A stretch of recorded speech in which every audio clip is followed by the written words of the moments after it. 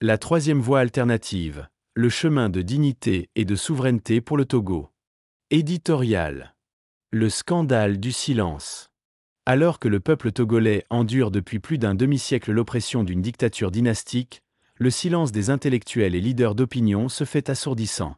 Ce mutisme, loin d'être neutre, traduit une compromission avec le régime de Faure Gnassingbé et avec les réseaux de la France-Afrique.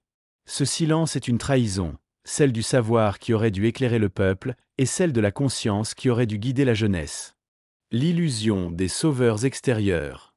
Dans cette situation, une illusion dangereuse continue d'être entretenue. Croire que la libération viendra de l'ONU, des chancelleries occidentales ou de la France-Afrique elle-même. Mais l'histoire récente de l'Afrique nous enseigne l'inverse. Les puissances étrangères n'ont jamais libéré un peuple, elles n'ont fait que consolider des régimes à leur service.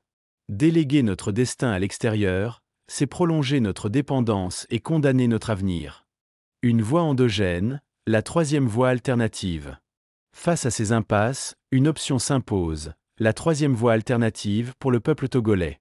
Elle n'est ni une utopie ni un slogan, mais une stratégie lucide et pragmatique. Elle repose sur 3 piliers essentiels.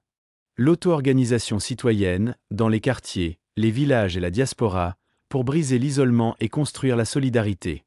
La pédagogie de la résistance, utilisant les outils contemporains WhatsApp, TikTok, capsules vidéo, poèmes et chants militants pour éveiller les consciences. La construction d'un projet national endogène, issu de conférences populaires inclusives, garantissant que la refondation du Togo viendra du peuple et non des cabinets étrangers. Une clé philosophique, Spinoza et la liberté lucide. Le philosophe Spinoza nous rappelle que la liberté ne consiste pas à être sans contrainte, mais à comprendre les causes qui nous déterminent. Le peuple togolais est déterminé par l'histoire coloniale, par la dictature militaire et par la dépendance économique. Mais comprendre ces chaînes, c'est déjà commencer à les briser. C'est là que naît la liberté véritable, dans la lucidité qui ouvre la voie à l'action collective. Appel à la jeunesse et à la diaspora. À la jeunesse togolaise, nous disons, refusez la résignation et la passivité. Debout pour la vérité, debout pour l'avenir. À la diaspora, nous lançons un appel, cessez d'attendre que d'autres écrivent notre histoire. Le Togo ne sera libre que si nous investissons nous-mêmes dans son organisation et dans sa reconstruction. Aux intellectuels, enfin, nous posons une question simple. Combien de temps encore choisirez-vous le confort de la compromission plutôt que la vérité de l'engagement? Conclusion.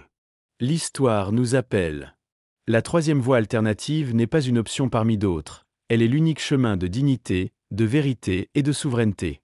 La liberté n'est pas donnée, elle se conquiert par l'action collective. Comprendre nos chaînes, c'est commencer à les briser. Le peuple togolais mérite un avenir libre. Et cet avenir commence maintenant. Fait à Chicago le 27 septembre 2025. Troisième voie alternative pour le peuple togolais.